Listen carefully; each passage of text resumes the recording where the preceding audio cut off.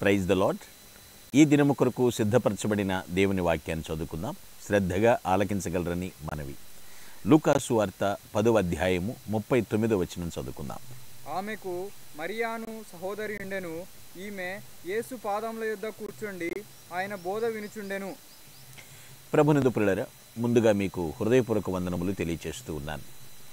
ఇక్కడ ఆలోచన చేయండి. బేతనియా ప్రాంతంలో, గ్రామంలో లాజరు, మార్తా, మరియ వారి కుటుంబం. మార్తా మరియలు సోదరీలు ఇద్దరూ కూడాను దేవుని ప్రేమించారు. అయితే ఈ సందర్భంలో వారిద్దరూ కూడా ఆయనకి సేవ చేస్తూ ఉన్నారు. మరి ఏంటండి తేడా అనేటువంటి విషయాన్ని చూస్తే, మార్త ఏమనుకుంటుందంటే మరియ సేవ చేసేటువంటి విధానం నాకన్నా తక్కువైంది, అది తక్కువ రకానికి చెందింది అని మార్త భావిస్తుంది. మార్త సేవ చేసే విధానం నేను సేవ చేసే విధానం కన్నా తక్కువ రకానికి చెందిందని భావించింది. ఇక్కడ గ్రహించండి, మనం కూడా సేవ చేయాలనేటువంటి ఆశతో ఏం చేసేస్తున్నామో కూడా కొందరికి అర్థం కాదు. కొన్నిసార్లు సేవ స్వయం సేవగా కూడా మారిపోయే ప్రమాదం ఉందండి. ఇక్కడ మనం గమనించిన వాక్యాన్ని మార్త భావించినట్లు మనం ఏమన్నా భావిస్తున్నామా? అలాగని మార్త అతిథిని నిర్లక్ష్యం చేయలేదు. అంటే దేవుణ్ణి ఆహ్వానించింది, నిర్లక్ష్యం ఏమి చేయలేదు. అతిథి నిర్లక్ష్యం చేస్తుందనేటువంటి విషయాన్ని కూడా ఆమె గ్రహించలేదు. మనం యేసుతో సమయం గడపలేనంతగా ఒక్కొక్కసారి బిజీ అయిపోతూ ఉంటాం. అది సేవే. ఆయనతో ఒంటరిగా సమయం గడపకుండా, ఆయన పాదాల దగ్గర మనం సమయాన్ని వెచ్చించకుండా ఆయన సేవే చేస్తూ ఉంటాం. మంచిదే, కానీ ఆయనతో గడిపితేనే కదా ఆయన పోలిక మనకు వచ్చేది, ఆయన సారూప్యంలోనికి మనం మార్చబడేది. ఆయనతో సమయం గడపలేకుండా చాలా బిజీగా ఉన్నాను బ్రదర్, నా కోసం నువ్వు ప్రార్థన చేసేస్తావా కొంచెం, ఈ టైప్ ఆఫ్ మినిస్ట్రీ. పిల్లరా, విమర్శించడానికి కాదు, ఒకసారి సద్విమర్శ చేసుకోవటానికే నేను ఈ మాటలు సెలవిస్తున్నాను. ఇక్కడ అంటున్నాడు, ఇంటి పనుల గురించి శ్రద్ధ వహిస్తున్నందుకు గాను మార్తని ప్రభు కేకలేదు.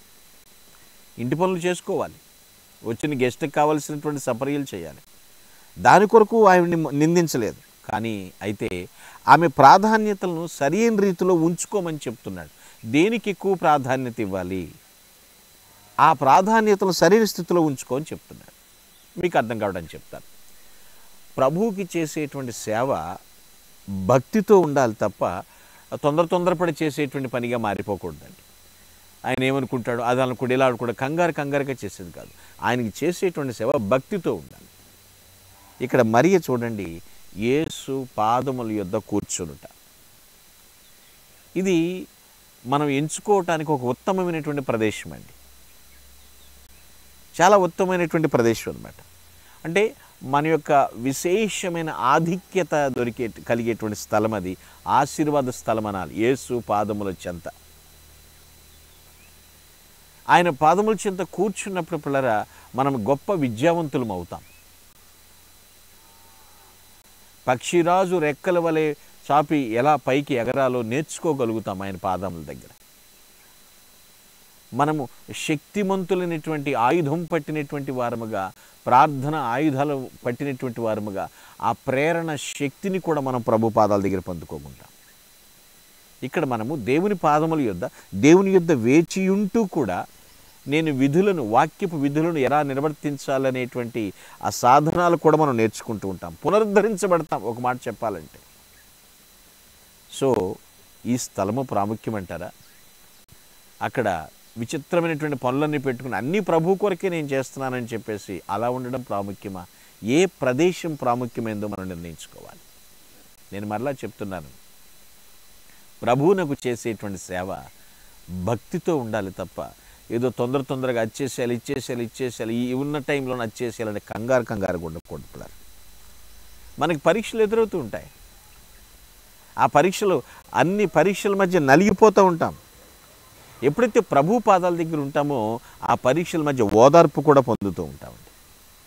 మన జీవిత దినాల్లో ఈ భూమి మీద ఎంతకాలం జీవిస్తామో తెలియదు, జీవించిన జీవిత దినాలన్నింటిలో కూడా ఆయన పాదముల యొద్ద ఆశీర్వాదం ఉందని ఆశీర్వాదం కొరకు ఎదురు చూడాలి. ఎందుకో తెలుసా పిల్లలు, ఆయన పాదముల యొద్ద కూర్చోవటం అంటే నిజంగా పరలోకపు ప్రదేశంలో కూర్చుంటమే. ఆయన మహిమ దొరికే స్థలంలో కూర్చుంటుండమే. ఈ స్థలాన్ని ఎవరిని వదులుకుంటారా? ఆలోచించండి. అందుకని మరియ యేసు పాదముల యొద్ద కూర్చుంది.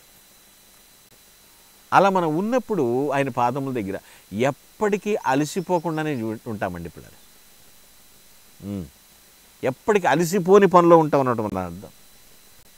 ఎప్పుడైతే యేసు ప్రభు వారితో ఒంటరిగా మనం సమయం గడుపుతామో లోకానికి విభిన్నమైనటువంటి క్రైస్తవత్వాన్ని మనం చూపించగలుగుతాం.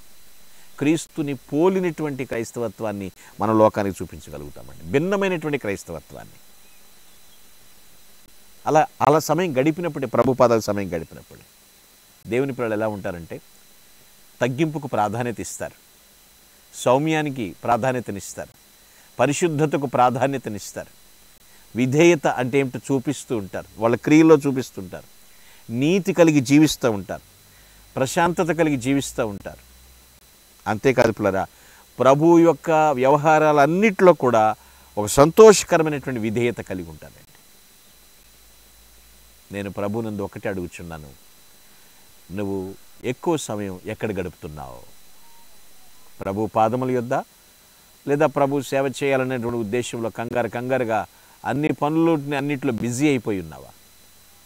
నీకు ప్రశాంతమైనటువంటి జీవితం దొరకాలంటే ఉత్తమమైనటువంటి ప్రదేశం, నీకు విశేషమైన ఆధిక్యత కలిగినటువంటి స్థలం, ఆశీర్వాద స్థలం ఆయన పాదముల చెంత గడపటమే.